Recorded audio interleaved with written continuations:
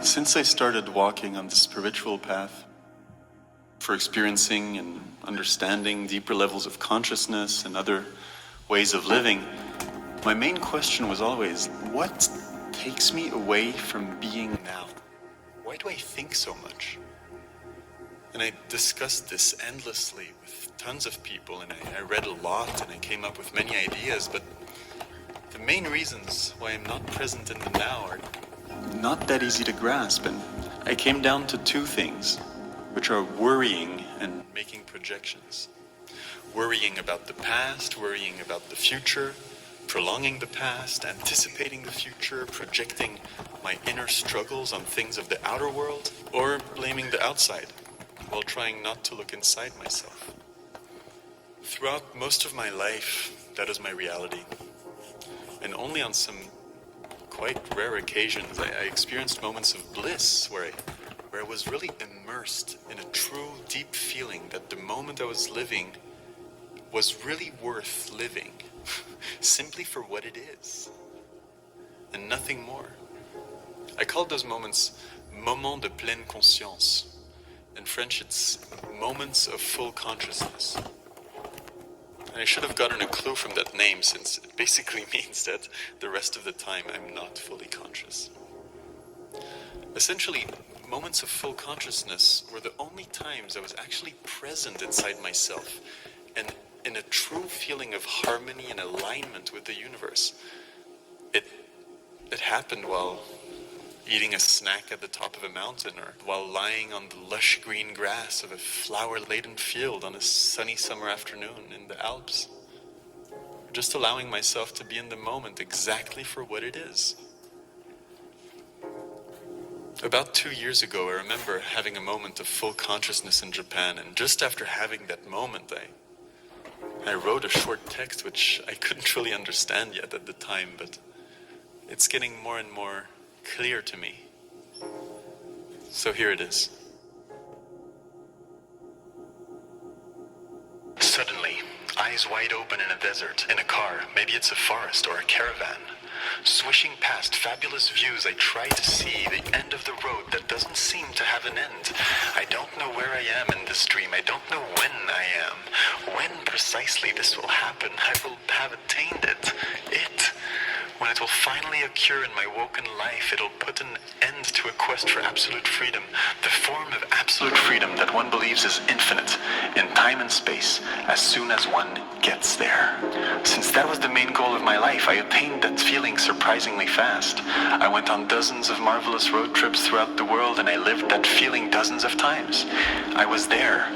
And when I was there, I knew I was there, in the moment forever, living in infinity for a fleeting tick of time. And then, time went on. Every time. And here I am, again, immediately after one of those moments, landing from a boat whooshing wild between two islands in southern Japan.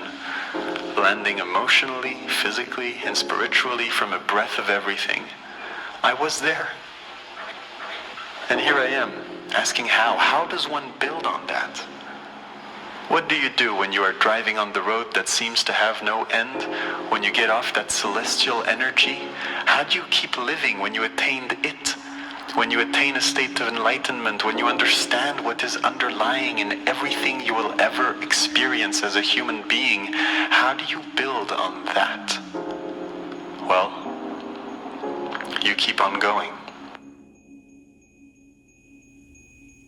So I wrote that 2 years ago, and by reading it again and again, it got me thinking, how many times as a child have I dreamt to be in that car, that red car straight from an American movie, driving towards the unknown in the desert with no worries at all and shouting, "This is it, here I am, I made it.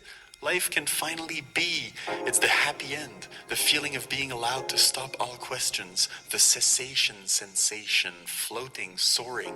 You are free, your mind is free, your life is free, your future is yours. Finally, all the hard work paid off. Finally, it all built up to now. This is the moment, it's now. now.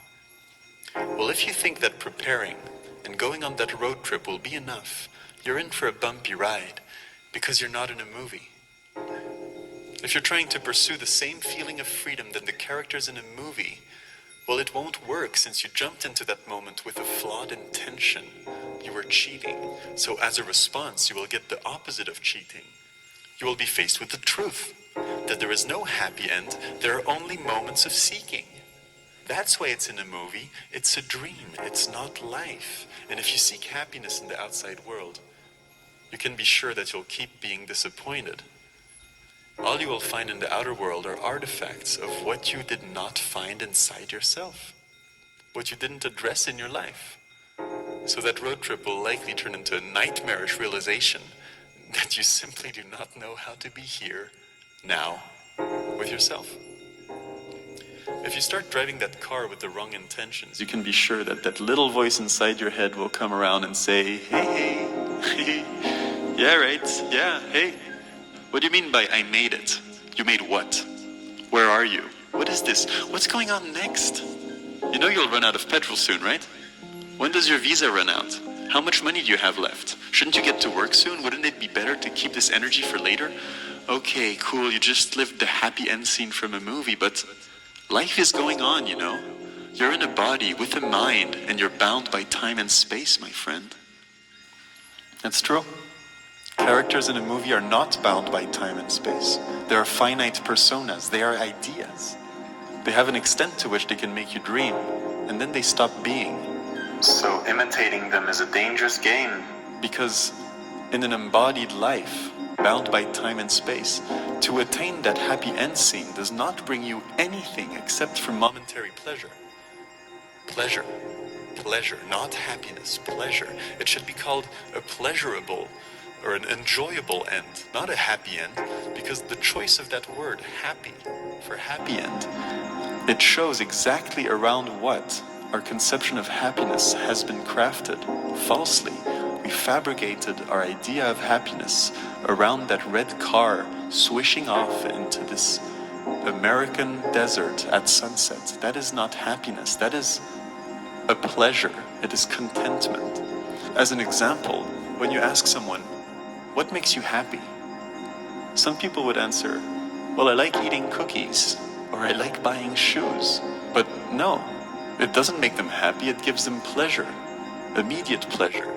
It's not happiness, it just makes them content for a while. But they really think that is the definition of happiness. Thing is, we all know that food and goods are temporary band-aids one uses to desperately try to heal a permanent wound. And that permanent wound is that of having no clue how to feel fulfilled and to experience true alignment between your inner self and the outer world. When you're confused about who you are and where you stand, your mind tells you that a packet of crisps will do the trick. Same thing with the road trip. It gives you that fleeting feeling that life is now, that you are happy. But being in the now does not come with frantically checking out what's going on in the world around you and finding meaning in belonging to external systems, ideas, beliefs, or consuming, or spending money on things, or spending time and energy on people that bring you a social confirmation or any other type of validation from the exterior.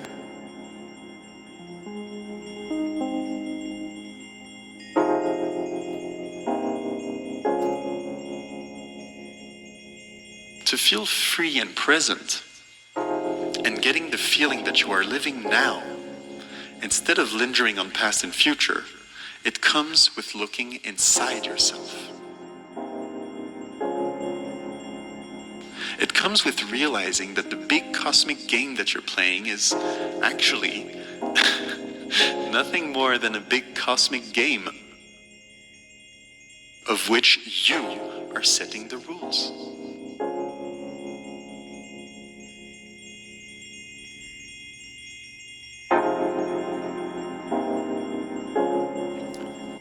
By cultivating stillness, silence, and inward travel, you can get closer to the true thing that makes you you, and that makes things things. That's how, when you silence the mind, you can recenter around the conviction that you are exactly what you need to be. You don't need anything else. You are exactly God, the creator, the source, the one. You are you. You are the universe. And that's all there is to it. And only then you will be free. Because in is the only way out. As we've understood, now is all we have. Now, there isn't and there never was and there never will be anything else than a long and infinite succession of nows. There is no past, there is no future. So when you find now, stay there, because you are now, and you have always been, and you always will be, now. Let me say this in another way. Everything that takes you away from now is not you, because you are now. Now is you. When you are in the now, you found you. You found you. And when that feeling comes about, you want to shout, yes, this is it. Finally, it's me. How incredible. It was so simple. The whole time it was right there in front of me. The answer is me. It's just inside.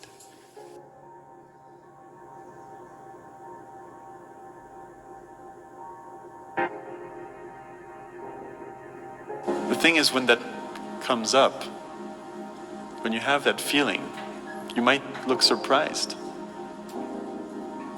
And don't be shy about it. It's fine. It's okay. In those moments of pure bliss I experienced, I remember seeing myself. Like in a dream, there was a mirror in front of me, and I was looking down at my feet. And then I heard my own true voice speaking to me.